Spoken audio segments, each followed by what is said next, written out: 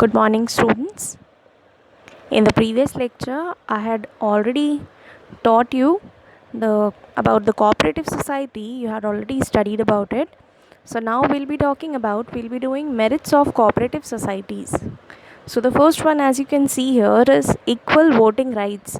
That means the members of the society, they have the equal voting rights. Each and everyone has a right of, or they have to follow the principle of one man, one vote. Each and everyone has a right to vote and choose the board of directors for taking the final decisions and the major decisions of the company.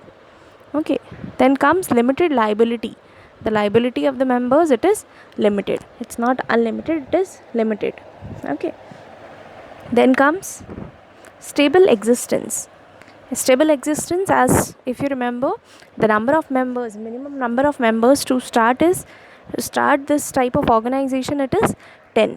Okay, so if anything happens to any one person, that is not going to affect the whole organization. Okay, so it's not affected by death, insanity, or insolvency of the members. Then economy in operations. Economy in operation, since they are working for the welfare of the members or the society. So what they are trying to do, they are trying to remove the middlemen, like wholesalers, retailers. They are trying to remove it from between and directly trying to communicate with the customers or send or sell them the products. Hence, by doing so, what they are doing, they are removing the middlemen from between, and then it brings economy in the operations, which reduces the cost of operation. Okay, then merits of cooperative society. Next one is support from government.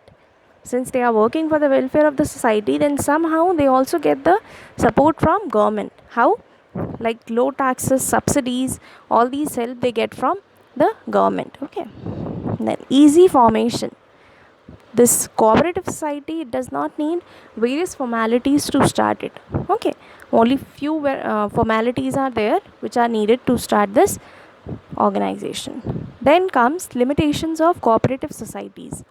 The first one is limited resources. Okay, since its basic idea is to provide services to its members.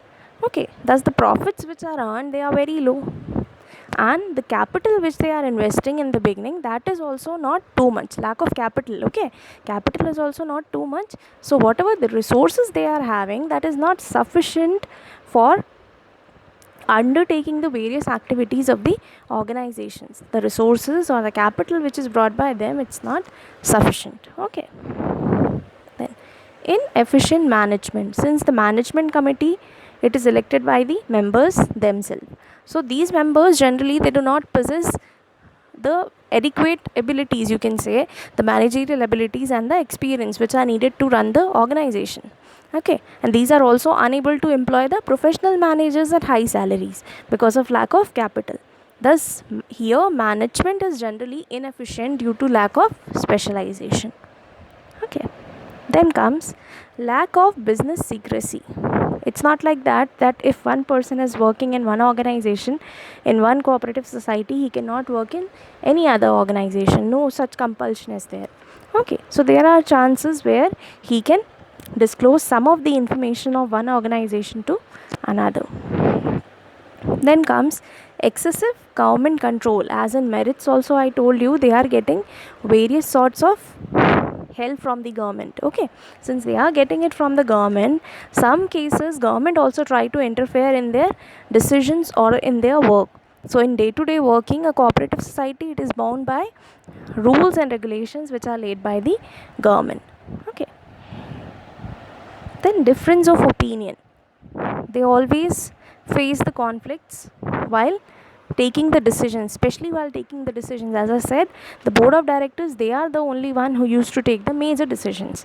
So sometimes it may happen the members may not find it suitable, may not find the decisions taken by them suitable for the organization. So that leads to conflicts. Then comes types of cooperative societies. So if we talk about types of cooperative societies, basically there are 6 types of cooperative society. Okay, and they are formed according to their requirements of the activities. So if we talk about it, the first one is consumers cooperatives. So these cooperatives, they are established to ensure a steady supply of essential commodities of the standard quality. Commodities, essential commodities of the special quality to the general public, and that too at a fair prices. So these are commonly called consumers cooperative societies. Okay, and they help in eliminating the middleman by establishing a direct link with the producers. Okay, they have these members of these organizations, they have a direct link with the producers, and then they sell it directly to the customers. It is an organization of consumers, you can say. So these stores, they purchase goods of daily requirement directly from the wholesalers and the manufacturers and sell them directly to the customers. Understood? Then comes the next one, producers cooperative societies. So these societies, sometimes they are also known as industrial cooperatives.